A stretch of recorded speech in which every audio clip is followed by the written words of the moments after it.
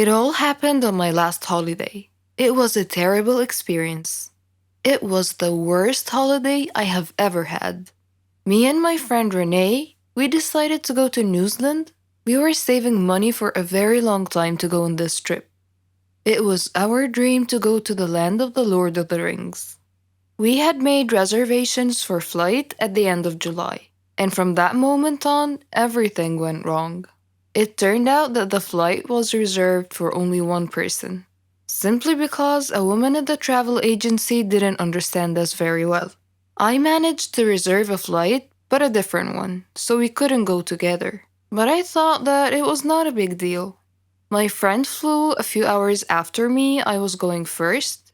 When I arrived at the airport, I was very happy because that meant that my holiday has just started and that nothing else could happen.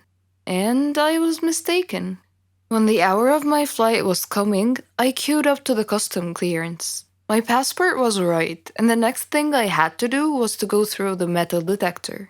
When I was passing through, it started to beep. I was so scared.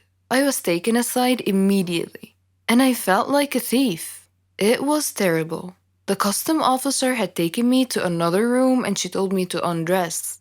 I tried to explain that I had a belly ring and maybe it was the cause of the beeping, but she didn't want to listen. I had to undress. They took my clothes somewhere else and I was standing alone in the middle of the room. I was shocked and stressed. The woman came back after about 5 minutes, which seemed to be ages for me. She gave me back my clothes, but I was not allowed to put them on. She checked me one more time with a small metal detector, which was obviously beeping in front of my belly ring. Of course, the custom officials went through all of my things, but they didn't find anything. I was late for my flight, so I had to wait for another one. My friend was supposed to meet me at the airport, and it was me who should be waiting for her. She was terrified that I was not there, but fortunately, she decided to wait. After that horrible flight, we met at the airport and we went to our hostel. It turned out that we expected something different, but it was not that bad, and we were too tired to look for something else. New Zealand is the most beautiful country I have ever seen, and we loved everything about it. The people, their customs, their food, basically everything, and the entire environment. We spent 3 weeks there. We had a really good time, but when the time ended, we had to fly back home. I was a little bit scared. This time, I decided to remove my belly ring. We came to the airport about 3 hours before the departure time. At the entrance to the airport, we saw an older woman who had a large card with the word written on it with capital letters, Poland. So I came up to her and I started to speak in Polish. She smiled and we started to chat together. When we were just about to leave, she asked me if I could take a box of chocolates with me and give it to her son in Poland. He was supposed to meet me at the airport because she would phone him. And of course I agreed. And then it started again. At the custom clearance, everything was okay. I came through the metal detector and nothing happened. My passport was alright. I was almost free when the custom officer asked me about the chocolates.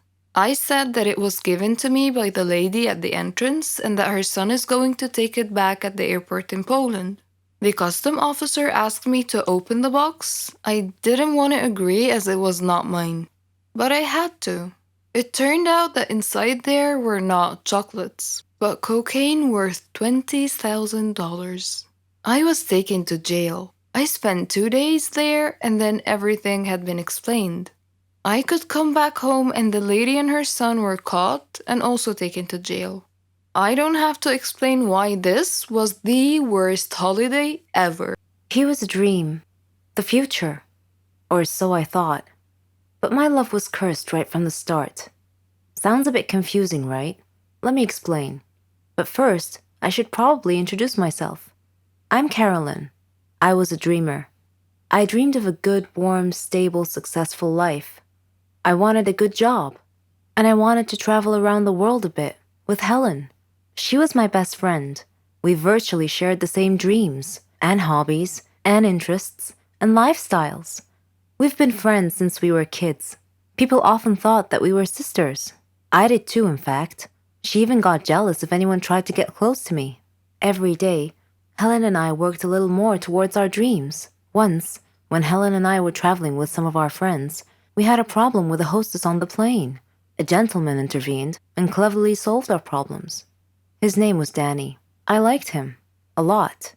I thought about him often, but whenever I talked to Helen about him, she told me that he was not as amazing as I seemed to think he was. Coincidentally, I met him again at a party of a mutual friend. We talked together till daylight. I told Helen about our encounter, and she expressed her wishes that my love story would have a happy ending. I similarly told her that I hoped she would find the love of her life someday too. Everything would be okay, we figured.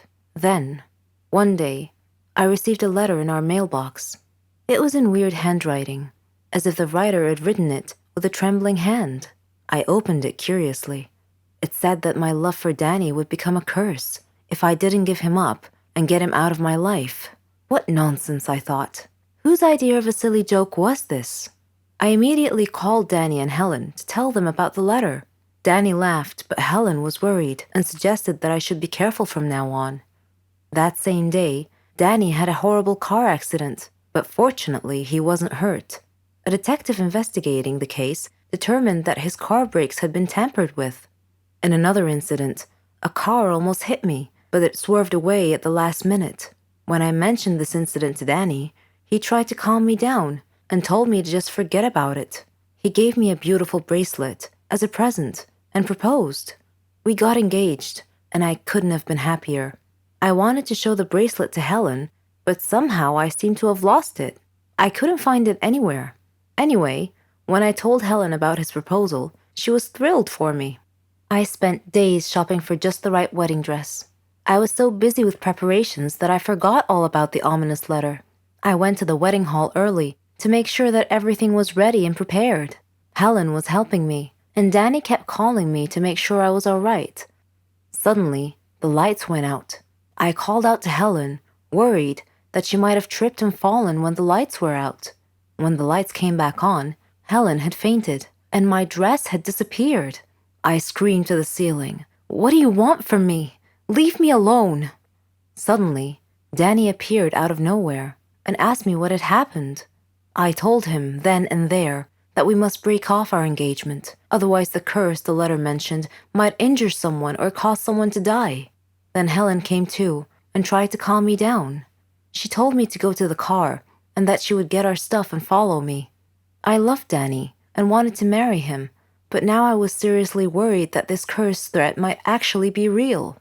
Helen came back carrying a bag and a large suitcase and told Danny not to worry, that she would drive me home and then call him to tell him that we had arrived safely. I was still crying, and Helen was trying to calm me down. When we arrived home, I noticed something strange. Helen was carrying a bag that was partially open, and I glimpsed a piece of clothing stuffed into it.